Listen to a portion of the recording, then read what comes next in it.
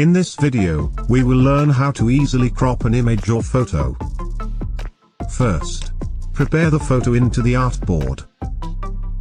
You can enter it from the storage folder to the application by dragging it. Image selection. Object. Crop image.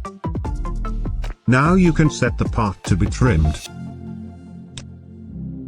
If you want to trim an equilateral square shape, you can set the length and width in the properties with the same number.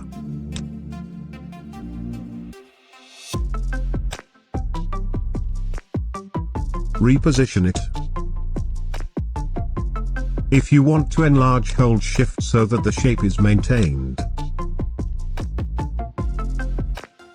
And last, press Enter. Finished. Okay, see you in the next tutorial. Please click like.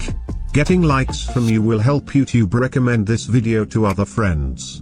Subscribe to this channel and turn on the bell to get the latest updates. Thank you for watching.